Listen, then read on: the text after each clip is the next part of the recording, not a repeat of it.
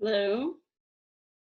And Hey, I Dan. think we just got in the meeting because we were getting there's already another meeting in progress, but it looks like we're up and running now. Hang on. You're in. Okay. Okay. Got it. Thanks, dear. See you shortly.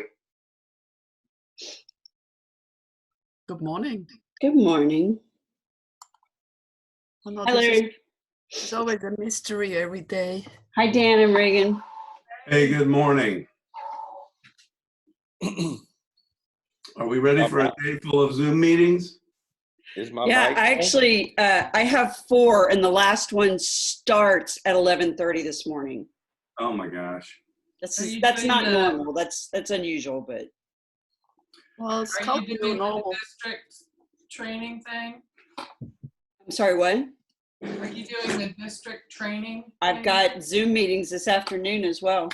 Oh, Oh, by the way, Jody, we're not worthy. We're not worthy. Thank you for helping us get that loan. Turns out that we are part of the 3% of all the Florida companies that actually got that loan. Uh-huh. Oh, good for you. Man, what a job. Way to go. It was awful, the number of people, and there were some, this was the worst part of, this was awful for me. There were some that we were cramming them through as fast because we knew the funding was going to run out. Yeah. They got approved, and nobody at the bank was keeping track. Oh, sorry, no more money. Oh, great. I about died. Mm. Jody, do you want me to drive? Then you have Oh, to yep, make me yep. co-host. How do let me do this here. You want me to drive? there's baby Jacob.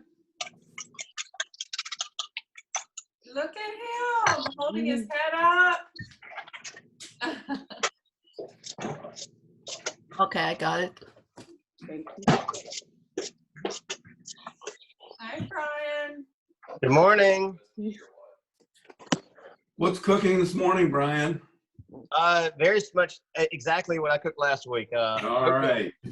Yes. I think that's what he cooks every from the day. norm. Good morning, Michael. I'm highly predictable. How's everybody today? Good. Good.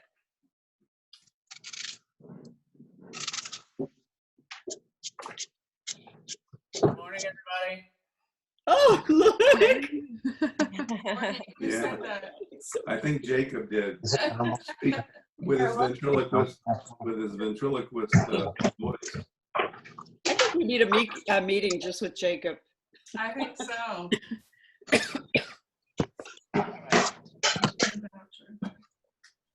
Hey, good morning, Andrew. Happy birthday coming up.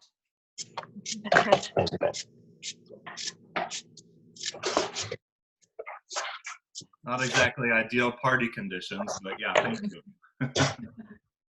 In there. I can see that Mr. Ogilvy hasn't shaved in a few weeks. Yes, I have not. Looking good, Larry. Yeah. I don't have the money to buy the razor.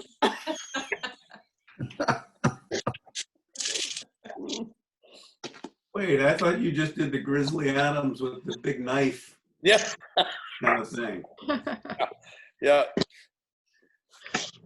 Listen, I'm not that tough guy people think I am. I'm soft and cuddly. Hey, speaking of tough guys, there's Tommy Grimes. Good morning, Tommy. Good morning to everyone. You all look very rotary. Getting ready for this afternoon. Wait a minute. A good separation there. Someone's foot's in the way. Good morning, Tracy. Good morning, Tracy. Hey, Michael, I have a question for you. Yes, sir. How far out do we deliver food for Barnabas? We delivered out to 2 places in St. Mary's. Okay. Because mine was Jacksonville. I didn't know. Yeah, you have the same route as Dan and Reagan had. Next week, you're going to Orlando. What? I said, next week you're going to Orlando. All right. You pay for overnight, right? And Don't worry, Larry. This week say we have thank you to all of the Rotarians who showed up yesterday to deliver food to the homeless folks. It looks like this is going to be an every Thursday event. Okay. Larry, don't worry. We had a route this week that was still in Nassau, but we went so far down Nassauville Road, it became Jacksonville Road.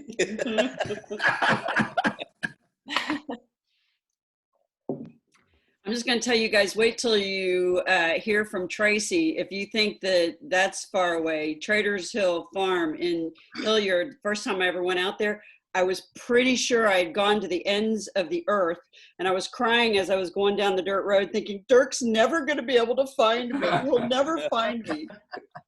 Hi, Mark. Hey, speaking of dirt roads, there's Roy Millar. Welcome from Tennessee. No, I made it to Callahan yesterday. All right. What a guy.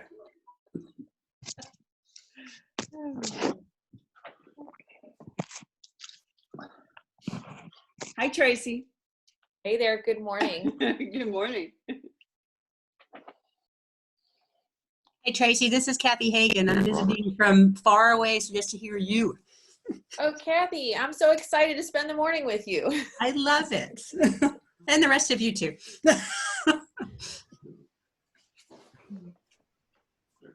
Oh.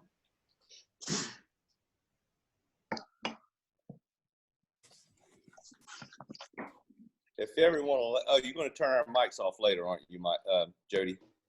Yes, Caroline is going to do that. She has the con. She's in charge of all the controls. It's awesome.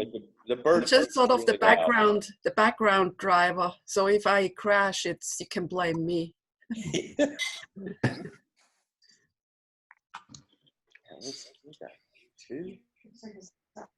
Hey, good morning, Bob Everly. Did you get my note on how to sign into all the meetings today? I did.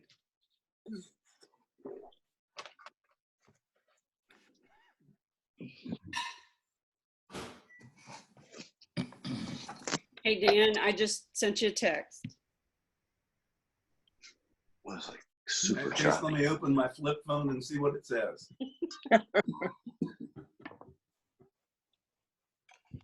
Okay, iPhone is waiting. Who is iPhone? Somebody hasn't named their phone. We need to find out who iPhone is. It's Stan. Good morning, everybody from wonderful Fort Glen. Good morning, Helmut. Morning, Helmut. Welcome, it said. Cindy Jackson and Jeff Bond. I think this is their first Good morning. online meeting.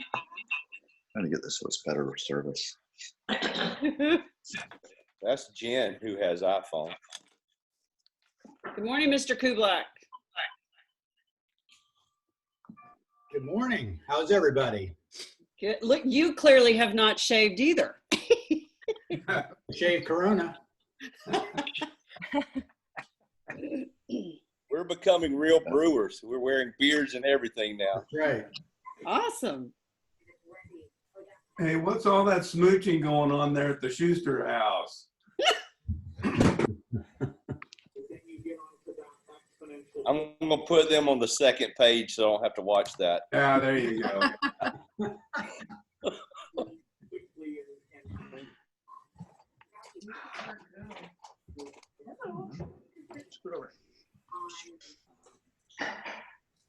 Morning, everyone.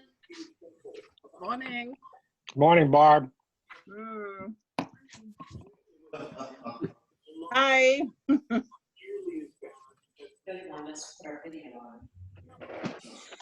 What's everybody eating this morning? Yes. Got some almond milk. Okay, I'm going to confess. What's that? Oreo. Oreos. White Oreo? Vanilla or chocolate ones? Which one? It's golden. Oh yeah, those are good. Oh, Because that's the best. why would anybody buy a regular Oreo? Why? Never. When you Fashionable to have did you, those. did you deep fry it? Not yet, no. But I dunk it in my coffee.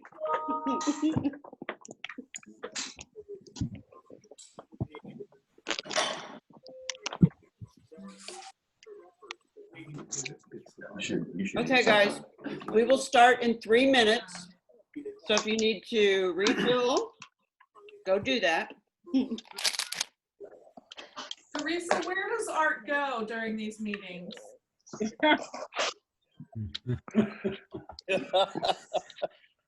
He's cleaning the house. Gosh. Your voice, your microphone is not on, Teresa. Don't tell her. What? Don't tell her. Your microphone's not on. I'm going to put on my headphones. It's crazy.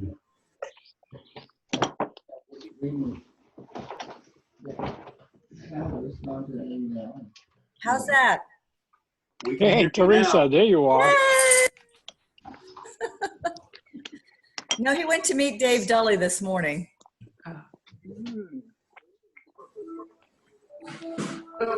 Video on yours. Just playing music. Here, Cassidy. You want to get in the meeting? Come on. Testing 1, 2, 3, 4, 5, 6, 7. I just heard it ring over there, and I see. Bob, you're running out of fingers. Slow down. I think Stan is having trouble with getting on picture.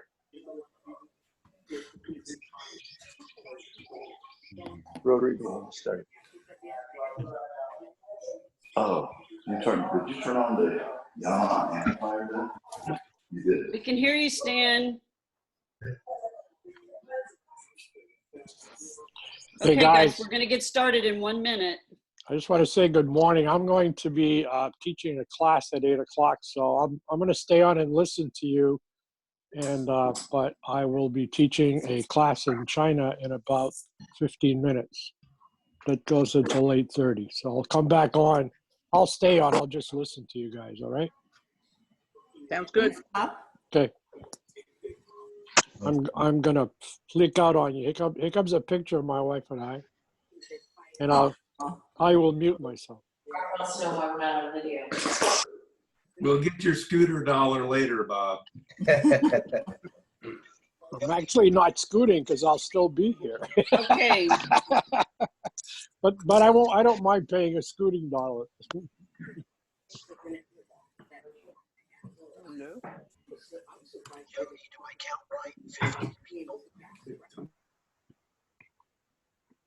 Okay, I've muted you all.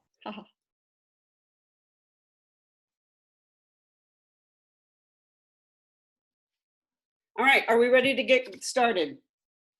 Would everyone please join me in the Pledge of Allegiance? I pledge allegiance to the flag of the United States of America and to the republic for which it stands, one nation, under God, indivisible, with liberty and justice for all. Good morning, everyone. Great group here this morning. Mickey, would you please share a message of inspiration for us? Let's find Mickey. Give Caroline a minute to unmute you. I need to find Mickey first. He disappeared. Here you go. Are you, Mickey, on? Got it. Okay. Let us take this moment together, but each in our own way. Let us be thankful for good health for ourselves and loved ones, and blessings for our friends, especially those who can't join us this morning. Let us understand, embrace, and enjoy our new place in the new reality. And then let us not forget our old place as beacons for hope and inspiration through our service in Rotary.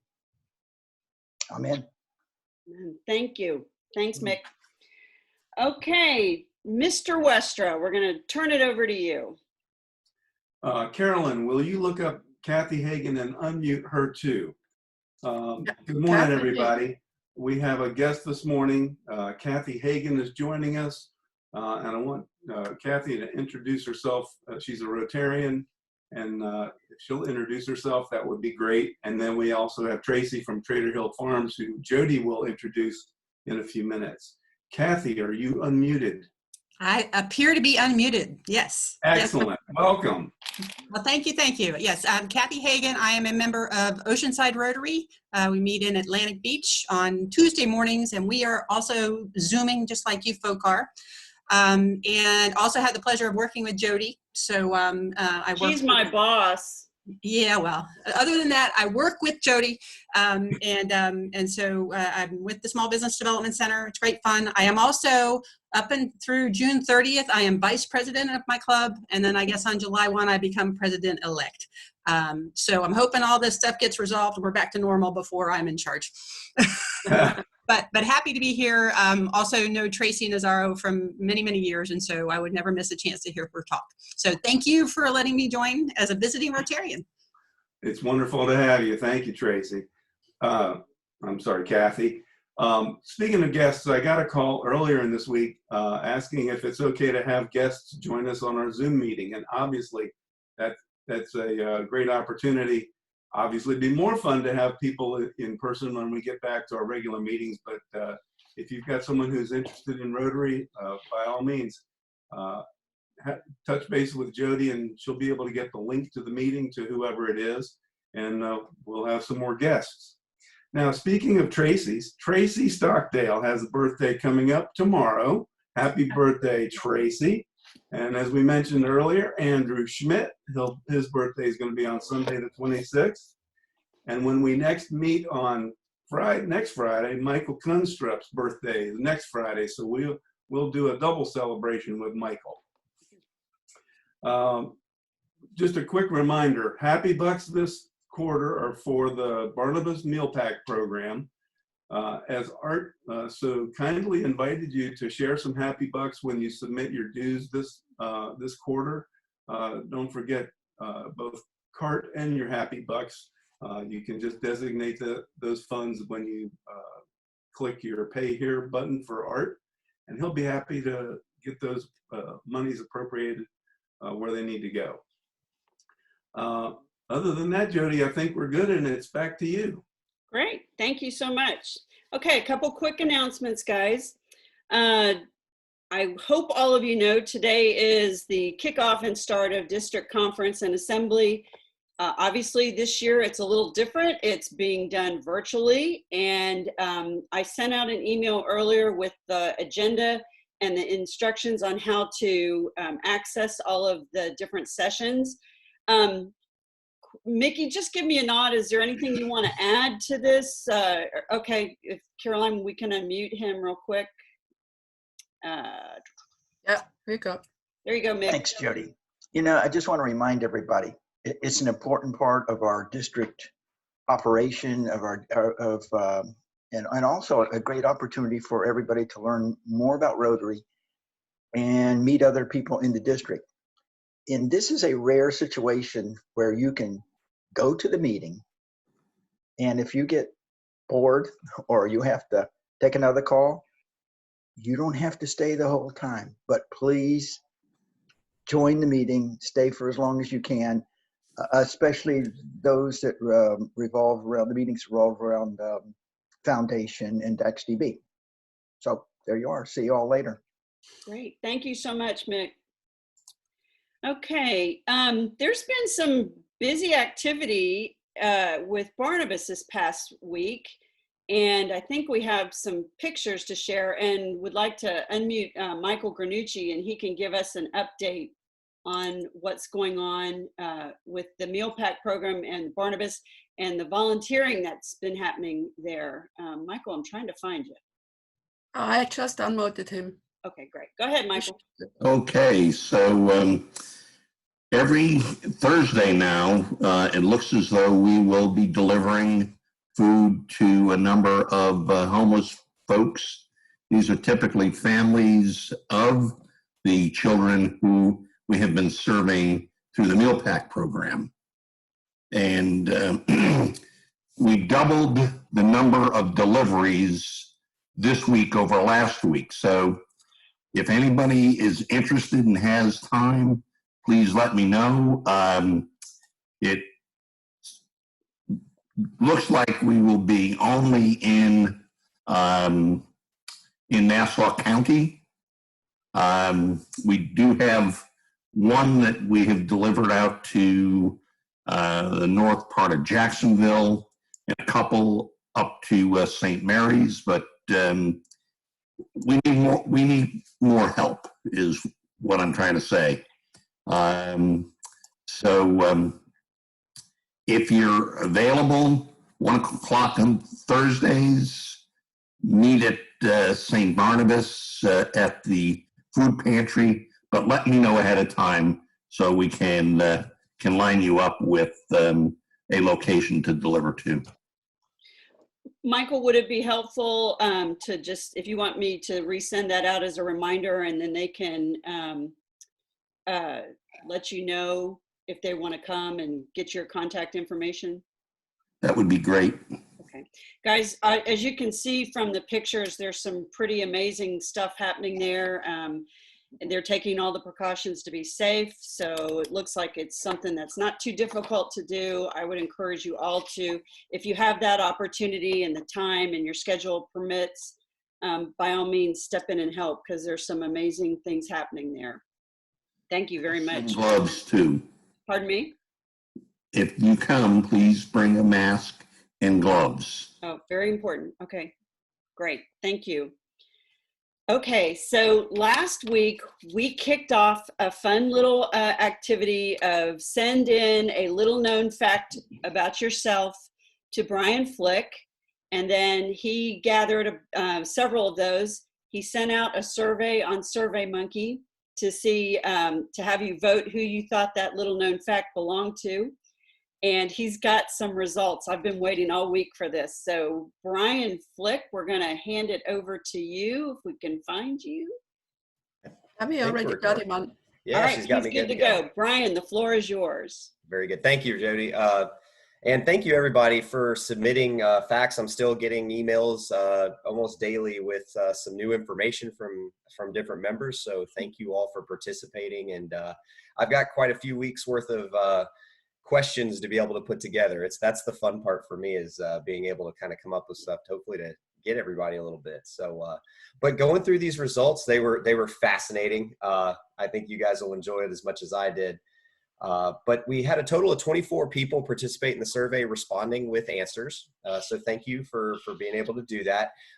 Before we go further, though, if you did not get an email with the survey, check your spam folder from your email account that's tied to Rotary, just in case. It may not have gotten to you. It may be there.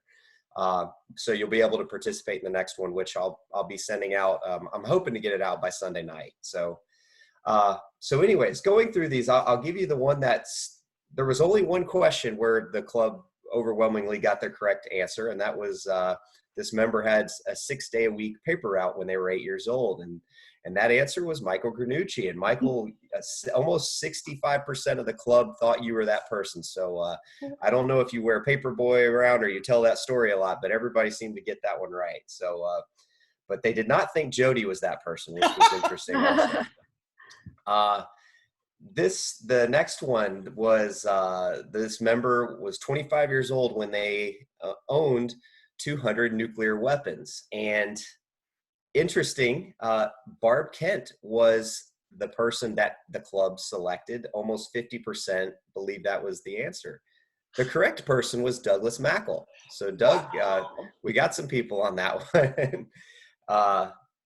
The second question was, this person ran a Tough Mudder obstacle race. And Greg Holding was the one that ran away with this a bit more, but we had a tie for the next one, which is actually where the true person who ran this, which was Katie Newton. And so wow. Katie, you had a good, about 21% of the respondents picked you and Yvonne Reese tied up together there. Brian Henning, just so you know, Brian, you were last in that one for some reason. So I'm not sure what that means, buddy. And my favorite is the last one. This member had perfect attendance in school from kindergarten all the way through the conclusion of high school. And Teresa Schuster ran away with this one. I'm pretty sure most of you voted for her, about 50% of the members. And Art and Mickey got the remaining votes. Larry Ogilvie, however, was the correct answer with 3 votes out of the 24. So that one was a lot of fun. I think everybody had a little, nobody would have guessed that one. Or at least 3 people got that one right. So Larry was one of those 3 people who got that right, by the way. So anyways, I just wanted to say thanks for everybody participating. I've got this tallied up, and Brian Henning is the front runner for correct answers at this point. So we had quite a few people. Nobody got all 4 correct. Brian got 3 of the 4 correct. And then we had quite a few people come in at 2, and then a few had zeros. I won't name names, Jody, but a few of us had zeros. And so we'll move on to next week. I'll have another survey going out. Thanks for participating, and keep them coming. Thank you. That's awesome. Thank you so much. Hey, I'm just curious, did Henning, did he vote for himself? I hope not. I really hope not. Good stuff. Well, all right. So it is my pleasure to introduce our guest speaker, Tracy Nazaro. She is the CEO of Traders Hill Farm, which is a huge aquaponics farm out in Hilliard, our own backyard in this county. And they have been operating for almost several years, I think you can say. And Tracy will give us more details on that. One of the things that really struck me as I was talking with Tracy one time was she was talking about the need to be able to feed our population far into the future. And aquaponics is one of those ways that could make that happen. So what's pretty cool is that Tracy's got a very global look at what the food supply is in this world and the challenges that we have with that. But then now with this whole coronavirus pandemic, I asked her to come in because I thought it would be really interesting. Traders Hill Farm is all about food safety and the things that they have to go through to make sure that they are delivering safe food to our communities and their customers is pretty amazing. So I can't wait to have her share their story and share a little bit, and you're going to get a view of what the farm looks like as well. So with no further ado, we're going to hand it over to Tracy. We're so glad you're here. Thank you for being here, Tracy. Take it away. Wonderful. Well, thank you very much, Jody. And thank you very much for the invite. So I'm excited to be here this morning. This is my first Zoom meeting. So forgive me if I don't know all the protocols. I got your movie and I got your PowerPoint standing by. You just have to let me know what you want me to do. Wonderful. Well, why don't we do this? Let's show the video first. It will give you a little tour of the farm, and sometimes a little easier to start with that background.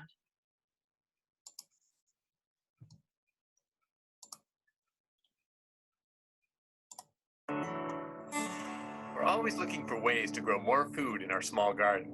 Not that one. For years, we've adopted many strategies for maximizing our growing space. Today, I thought I'd share these strategies with you in the form of 9 that's somebody else's farm. The first tip is to grow in garden beds instead of rows. Growing in beds maximizes the amount of growing space relative to walking space. Is that the right video? No, that's somebody else's video. That might have been the next one coming up on YouTube. I can I can email you the link really quick. I thought I did have that link, so. Well, while you're working on that, I'll talk a little bit about the farm. So we are in Nassau County. We are in Western Nassau County. So in Hilliard, we have 2 greenhouses. We have been operating commercially for about 5 years. We grow. For example, this 4x8 potato. We grow in. We grow leafy greens, so we grow primarily lettuces using a method called aquaponics. And the beauty of aquaponics is it has a lot of water conservation qualities. So aquaponics is a combination of aquaculture, which is growing fish in a controlled environment, and hydroponics, which is growing plants in water. So it's a really unique and symbiotic system whereby our fish are fed a high quality diet. Oh, there's a PowerPoint. Yeah, I can't find the video just now, so let's just. That's all right. Let's start with the. I'll share it. Let's start with the PowerPoint. Yeah. Sorry about that. No worries at all. So we can go to the next slide. Carolyn, do you control the slides? Yeah, Okay. I do. Perfect. Perfect. So this is an overview of the of what we have at the farm. So we have two grow structures. One has 10,000 is on a 10,000 square foot footprint, and the other large one is 44,000 square feet. So it's 54,000 square feet under cover, and of that, about 32,000 square feet is growing space. The way that we grow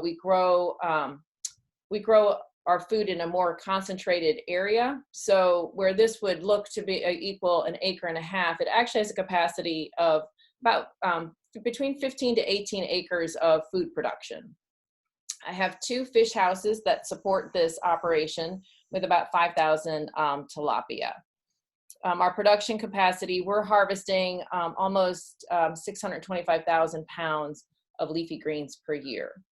Staffing wise, we maintain a full-time staff of 20. I have part-time staff. I usually keep about 3 part-time staff, and then I have a robust internship program every summer. This summer is a little tenuous, but usually we take 1 to 2 high school students. So they would be seniors that have graduated and are en route to college. Any major is fine. And then I take 2 to 3 college students, and the college students, I want them in, we look for college students that are either in horticulture, aquaculture, biology, chemistry, or engineering for those summer internships. They are paid summer internships. They work in all aspects of the operation, and they work really hard. So we're usually very glad to, we're always happy to have them. You want to go to the next slide? So this slide talks a little bit about what aquaponics is.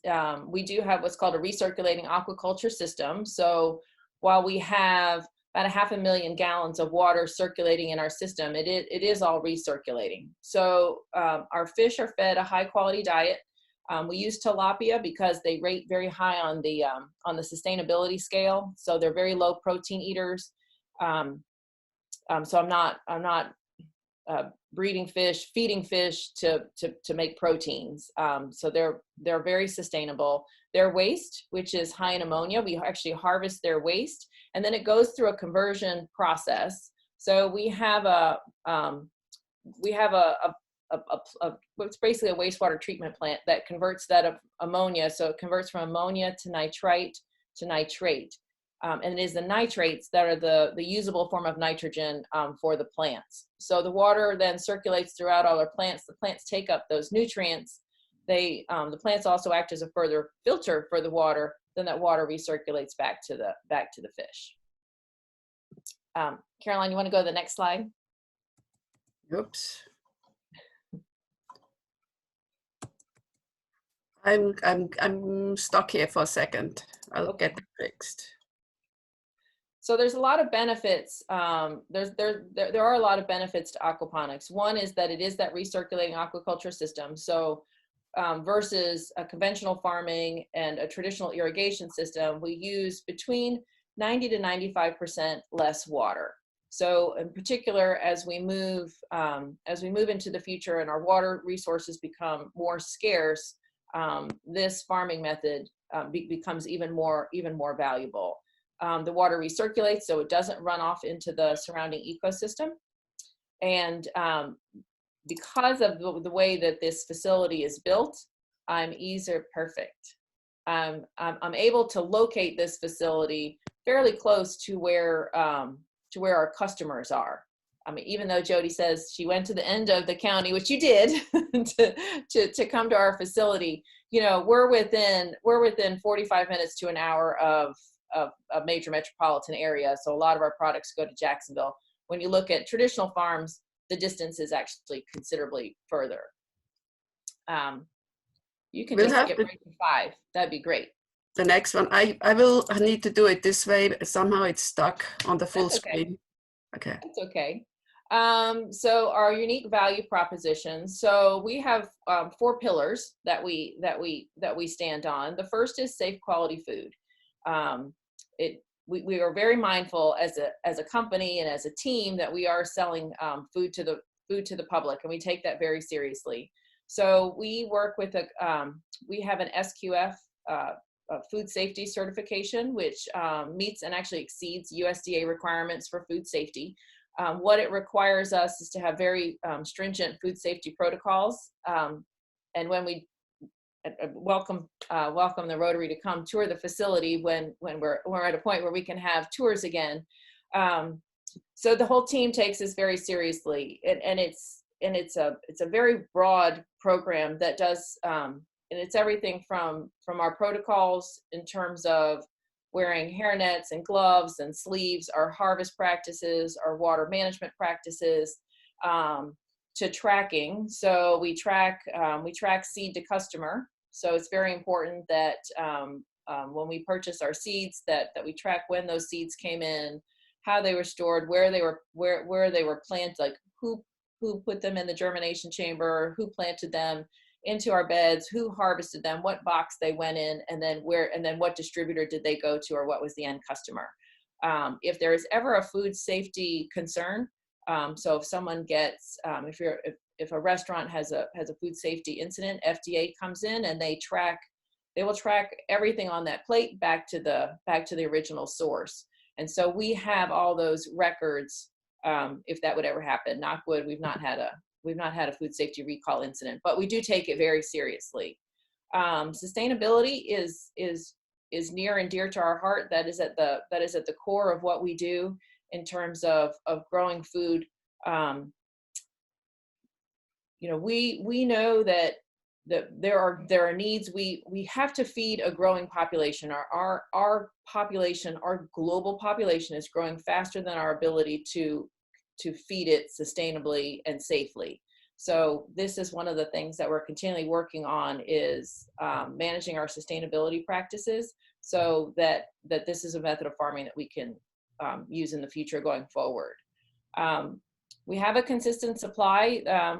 Growing in a greenhouse, it's not perfect. It's not 100% controlled environment, but it does allow us to control many more factors than it would be for conventional farming.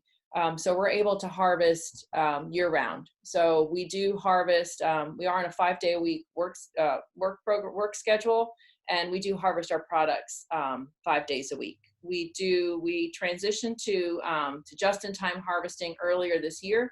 So products that go out, let's say on today would be a Friday. So any truck products that go out on the truck today were harvested yesterday or this morning. So our customers are getting the freshest product that they can on a consistent basis. And then local and regional distribution. So we have a 4-hour footprint, which is about 250 miles. So right now our products can be found. Our northern point is Charleston, South Carolina would be the northernmost. Daytona, Florida on the southern side, Gainesville and Tallahassee. That's our footprint. And the food miles there are very that's really short compared to what traditional farming is. So we grow lettuces, primarily romaine lettuce. Romaine lettuce in the United States is grown in 2 places. Yuma, Arizona in the wintertime, or Salinas, California in the summer. So we just transitioned from Yuma to Salinas. So any of the romaines that you're eating that you would buy from the grocery store that are not greenhouse grown or grown from Trader's Whole Farm, they have a lot of food miles on them. So they would have been, they're coming about 2,700 miles from those fields to our grocery stores. And that's one of the things that we look to do for our company, is really shorten those food miles. Carolyn, you want to go to number 6? Okay. So products that we have available year round, green romaine is our flagship product. That is, we sell it in a 12-pound box. It goes in wholesale. We have some smaller options. We actually have a home delivery option on the green romaine. And then we, restaurants and food service, we have some specialty mixes. Red romaine heads, They're very hard to grow. They are a specialty product. We do have those. And then we have other specialty lettuces available that our food service customers want for chefs. Tilapia we do have tilapia all the time. They are not available year round. I probably need to change this slide. In the summer, we harvest tilapia.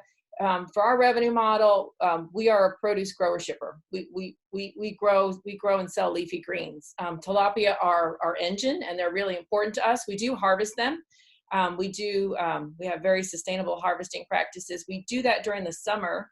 It is a bit of a labor-intensive process, so that's one of the things that we have our interns work on.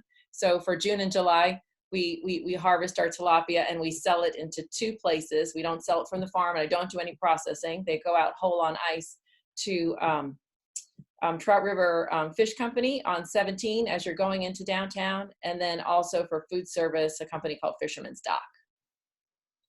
Let's go to number 7. So some new products and things that are in R&D. We do grow microgreens. Microgreens are grown all indoors. They don't go out into the greenhouse.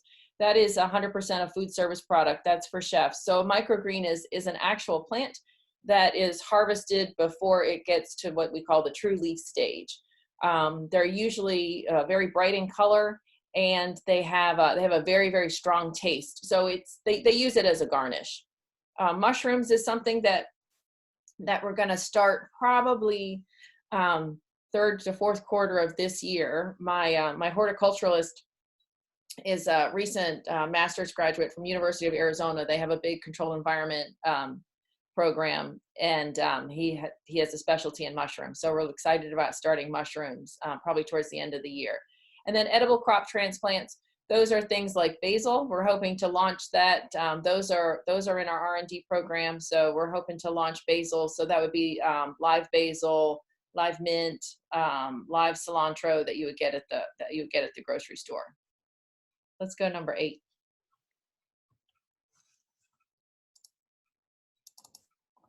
Thank you. So where to find our products? So prior to March 15th, we were primarily a food service company. So 93% of our products went out to food service. Food service consists of universities. So University of Florida is one of my largest customers. Nassau County Public School Systems. We are the sole lettuce, leafy green supplier to Nassau County Public School System, and restaurants. So these were some of the restaurants that you could find our products in, and we're very excited when restaurants open back up again.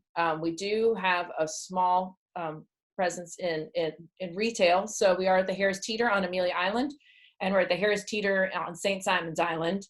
Grassroots Natural Market in 5 Points in Jacksonville, Nassau Health Foods, and Native Sun at the beaches. Let me just So again, and again, prior to the 15th of March, our products went out through our distribution partners. So Cisco Food Service has been a great partner for us. It's opened up a lot of doors. They have a big name, a big footprint, and they've been a great company to work with.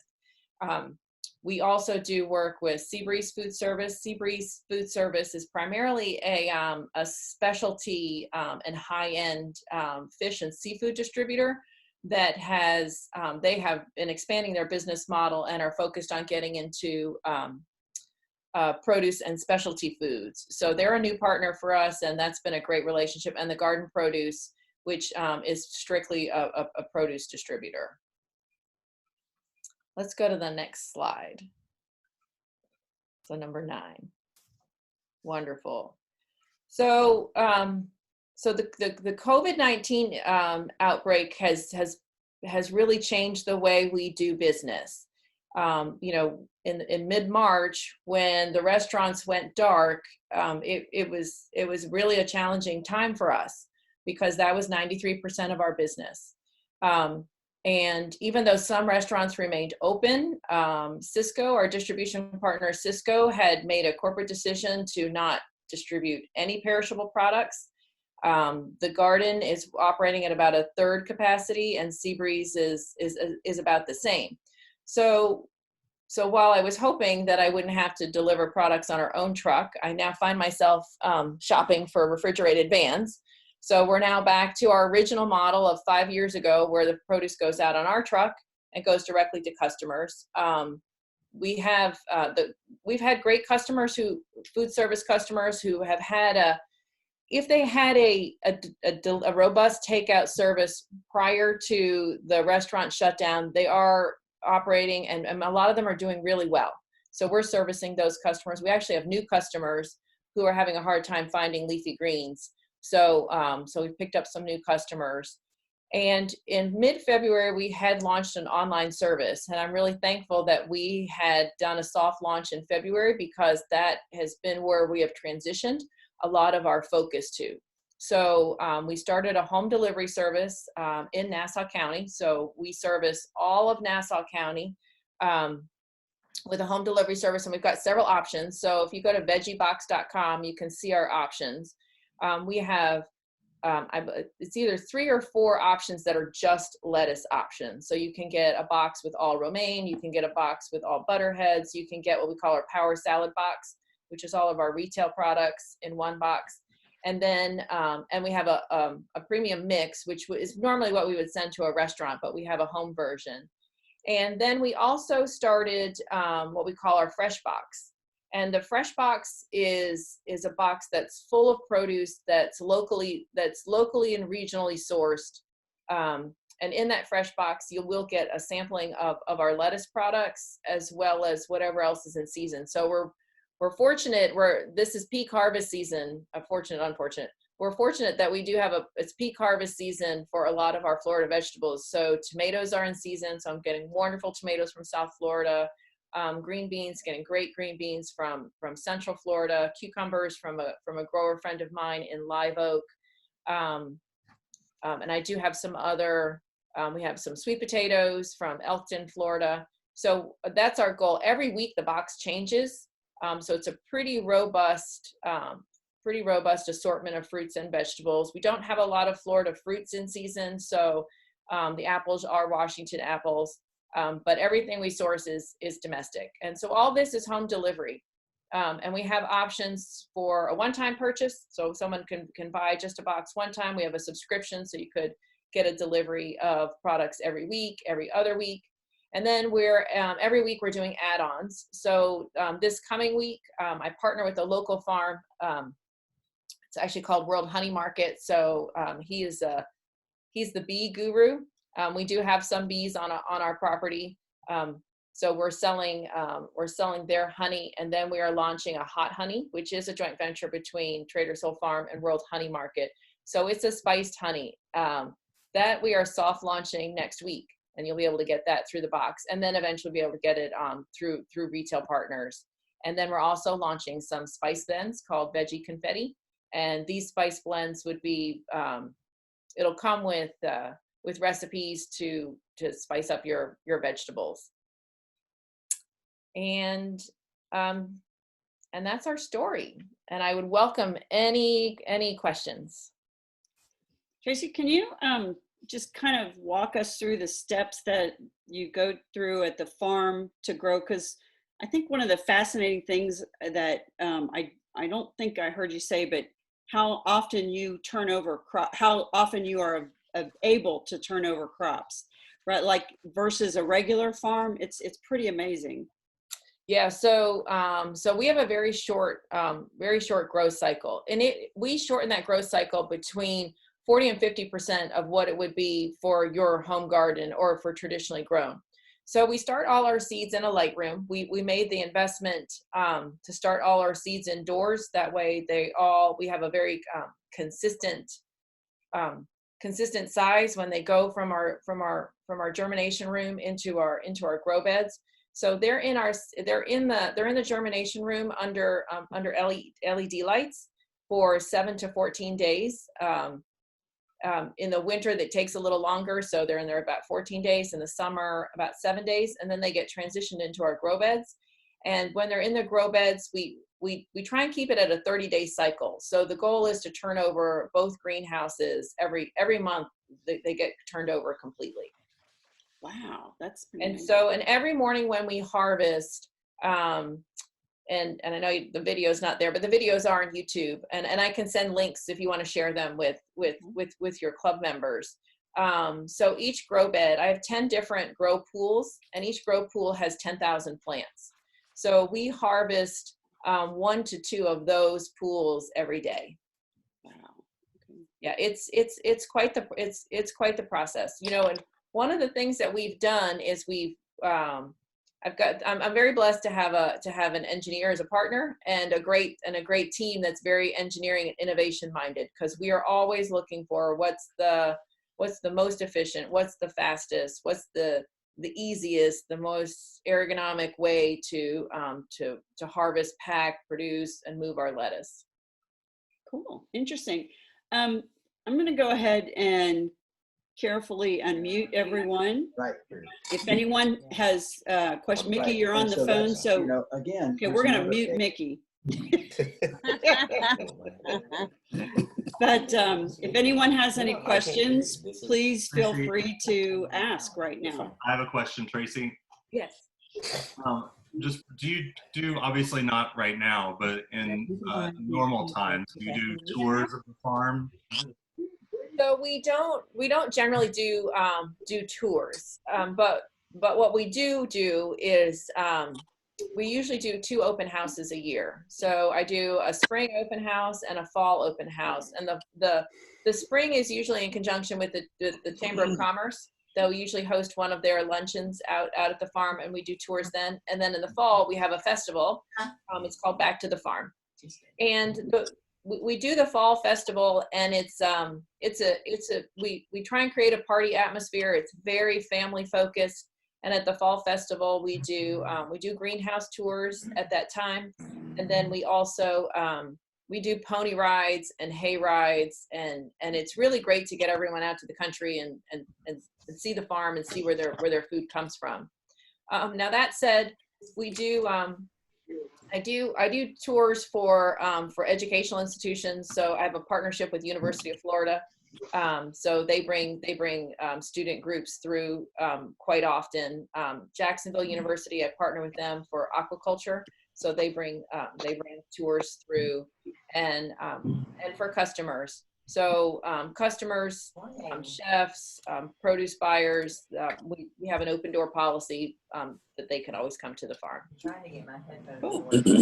We did get a question, Tracy. Are all the products organic? So we are not USDA certified organic, although it is a very organic process. We will go through that process of getting that certification. It's another level of certification that we just haven't jumped off that cliff yet. But I would say it is an organic process. We use for pest management. I mean, we are growing in a greenhouse, so that's our primary form of pest management. And then we do have to, we don't use any chemicals. So there's nothing that's sprayed on the lettuce. I mean, I don't wash it before I eat it.